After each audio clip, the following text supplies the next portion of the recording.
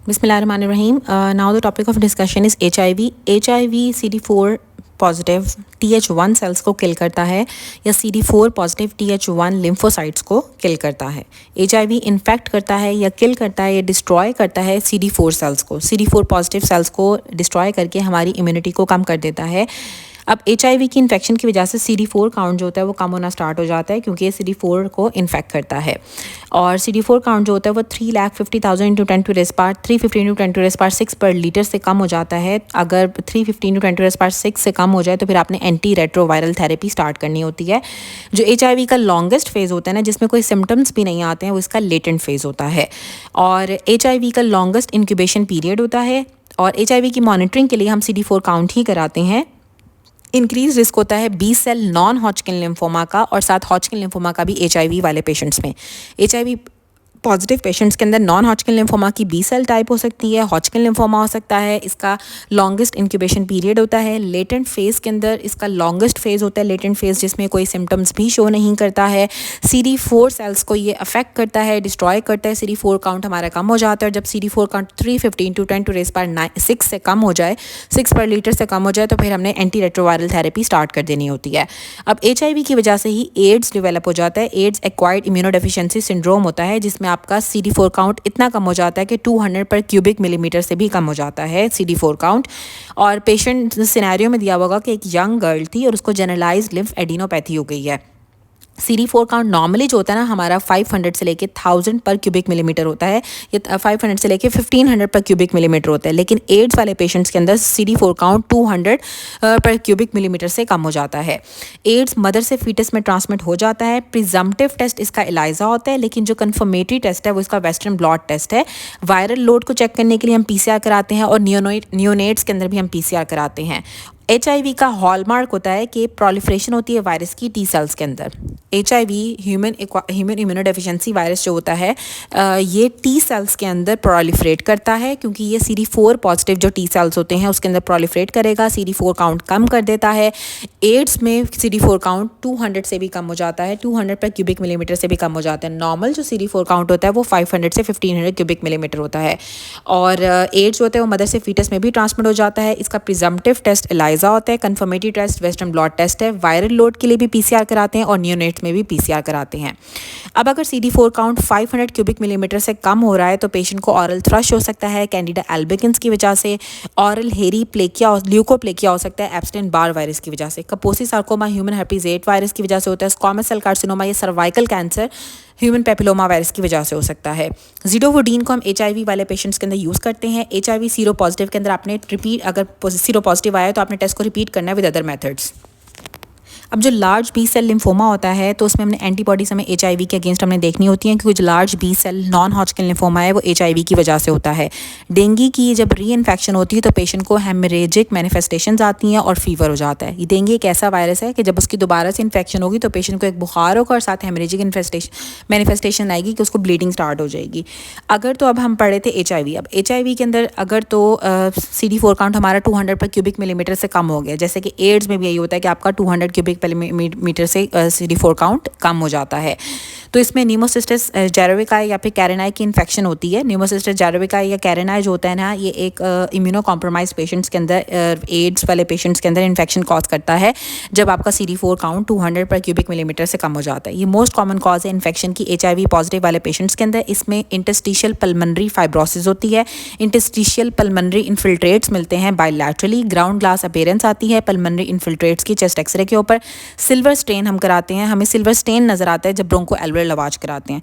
Bronco alveolar लवाज के ऊपर silver stand नज़र आता है और चेस्ट एक्सरे के ऊपर हमें ग्राउंड ग्लास अपीयरेंस नज़र आती है और ये बायलैटरल इंटरस्टिशियल पल्मनरी इन्फिल्ट्रेट्स हमें नज़र आते हैं।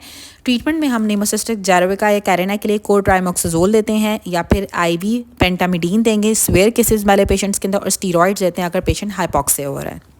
सिनेरियो में दिया हुआ कि एक ऐसा नमूनिया जो कि एंटीबायोटिक को रिस्पॉन्ड नहीं कर रहा है, तो वो भी नीमोसिस्टिस कैरेनाई की वजह से होता है। ये एक अपॉर्चुनिस्टिक इन्फेक्शन होती है जो एड्स वाले पेशेंट्स के होगी। ये बोट शेप ऑर्गेनिज्म होता है, HIV पॉजिटिव होगा, साथ उसको रिस्पायरेटरी सिम्टम्स आएंगे और CD4 काउंट उसका 300 या 200 क्यूबिक मिलीमीटर से कम हो जाता है पर क्यूबिक मिलीमीटर से कम हो जाएगा, 200 पर क्यूबिक मिलीमीटर से काउंट कम हो जाता है। निमोसिस्टिस कैरिनाई जेरेनाई मोस्ट कॉमन इन्फेक्शियस ऑर्गेनिज्म होता है जेरेविकाई या कैरिनाई HIV पॉजिटिव पेशेंट्स के अंदर। बायलैटरल इंटरस्टिशियल हमें इन्फिल्ट्रेट्स नज़र आते हैं और ग्राउंड ग्लास अपीयरेंस होती है चेस्ट एक्सरे के ऊपर। सिल्वर स्टेन नज़र आता है ब्रोंको एल्वेयर लवाज के ऊपर।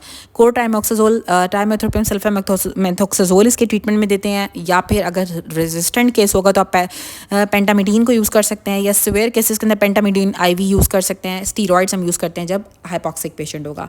अब जो CD4 काउंट होता है ना, वो अगर 100 से कम हो गया है, 100 पर क्यूबिक मिलीमीटर से कम हो गया है, तो हीमोप्टेसिस पेशेंट को स्टार्ट हो जाती है, कैविटेशन हो जाती है, इन्फिल्ट्रेट्स हमें नजर आते हैं चेस्ट एक्सरे के ऊपर, और ये सारे सिम्टम्स होते हैं एस्परजिलस फ्यूमिगेटस के।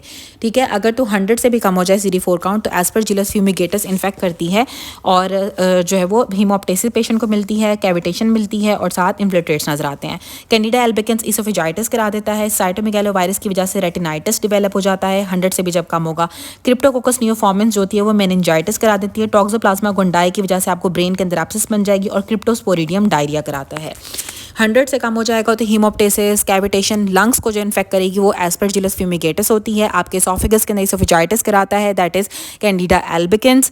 जब काउंट 500 से कम था तो आपको ऑरल थ्रश डेवलप हो रहा था, लेकिन जब काउंट आपका 100 से भी कम हो जाएगा तो इसोफेजाइटिस होगा। साइटोमेगालो वायरस रेटिनाइटिस कराता है। क्रिप्टोकोकस नियोफॉर्मेंस से मेनिंजाइटिस डेवलप हो जाता है। ब्रेन के अंदर एब्सिस होती है HIV पॉजिटिव पेशेंट्स के अंदर जब काउंट 100 से कम हो जाएगा टॉक्सोप्लाज्मा गोंडाई से, और डायरिया क्रिप्टोस्पोरिडियम कराता है। अब जो कॉक्सेकी वायरस होता है हमने पहले भी पढ़ा कि एंडोकार्डाइटिस कराता है, मायोकार्डाइटिस या पेरिकार्डाइटिस कराता है, जिसमें आपको चेस्ट पेन होगा और पेरिकार्डियल फ्लूइड के अंदर हमें जो लिम्फोसाइट्स नजर आएंगे और साथ इसमें लिम्फोसाइटिक इन्फिल्ट्रेशन होती है कार्डियक टिश्यू की। हैंड फुट माउथ डिजीज भी जो है वो कॉक्सेकी वायरस की वजह से होती है। जो रोटा वायरसेस होते हैं ना, ये वाटरी डायरिया कराते हैं और ये खुद ब खुद ही रिजॉल्व कर जाते हैं। अब जो ब्रेन लीजन्स एड्स वाले पेशेंट्स के अंदर होते हैं, हमें रिंग एनहांसिंग लीजन्स नजर आते हैं मोस्ट कॉमन टॉक्सोप्लाज्मा गोंडाई की वजह से। टॉक्सोप्लाज्मा आपके बेसल गैंग्लिया को इन्फेक्ट करता है और हमें रिंग एनहांसिंग लीजन नजर आते हैं, ब्रेन एब्सिस या ब्रेन लीजन नजर आते हैं जो कि रिंग एनहांसिंग लीजन होते हैं टॉक्सोप्लाज्मोसा की वजह से। प्रोग्रेसिव मल्टीफोकल लिकोएन्केफेलोपैथी और साथ बायलैटरल नॉन एनहांसिंग लीजन अगर आपको नजर आए वाइट मैटर के अंदर तो वो JC वायरस होता है, या फिर इसे पोलियोमा वायरस भी कहते हैं। JC वायरस एक पोलियोमा वायरस है जिसकी वजह से नॉन एनहांसिंग रीजन होते हैं, और अगर एनहांसिंग लीजन होंगे तो वो टॉक्सोप्लाज्मोसिस की वजह से होंगे। टॉक्सोप्लाज्मोसिस एनहांसिंग लीजन बनाता है ब्रेन के अंदर, और रिंग एनहांसिंग लीजन्स होते हैं ये मोस्ट कॉमन होता है जो कि बेसल गैंग्लिया के अंदर जो है इन्फेक्ट करेगा।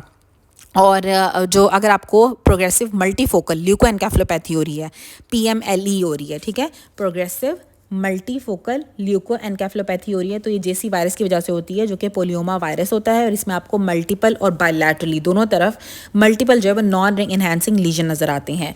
और जो प्राइमरी CNS लिम्फोमा होता है इसमें पेशेंट को जो है पेरीवेंट्रिकुलर लीजन नज़र आता है, और साथ इसमें सिंगल लार्ज जो है वो होमोजिनस होगा। ठीक है, आपको वेंट्रिकल्स के अराउंड लीजन नज़र आते हैं प्राइमरी CNS लिम्फोमा के अंदर, और साथ इसमें जो है वो सिंगल लार्ज होमोजिनस एक ही होगा, लार्ज होगा, और होमोजेनस आपको लीजन नजर आएगा जो कि पेरीवेंट्रिकुलर होगा जब CNS का लिम्फोमा होता है। अब थेलियम स्पेक टेस्ट होता है जिसे हम डिफरेंशिएट करते हैं लिम्फोमा में और टॉक्सोप्लाज्मोसिस के अंदर। टॉक्सोप्लाज्मोसिस के अंदर थेलियम स्पेक टेस्ट नेगेटिव होता है, लिम्फोमा के अंदर पॉजिटिव होता है।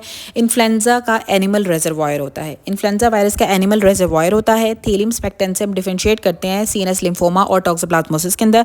टॉक्सोप्लाज्मोसिस में थेलियम स्पेक टेस्ट नेगेटिव होता है, लिम्फोमा के अंदर पॉजिटिव होता है। CNS लिम्फोमा के अंदर हमें पेरीवेंट्रिकुलर लीजन नजर आता है जो कि होमोजिनस होता है, लार्ज होता है, सिंगल होता है।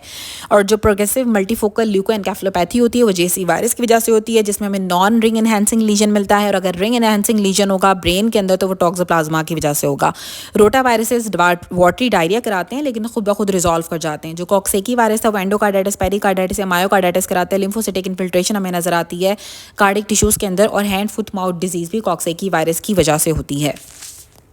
ना उस सिनेरियो में था कि पेशेंट को बुखार हुआ है, उसका वेट लॉस हो रहा है, उसको भूख भी नहीं लग रही है, डायरिया है, स्प्लीनोमेगाली है, इमैशिएटेड अपीयरेंस है, जॉन्डिस है, जनरलाइज्ड लिम्फेडिनोपैथी, और वो 2 साल पहले 3 साल तक जो है UAE में अब्रॉड में टैक्सी ड्राइवर था।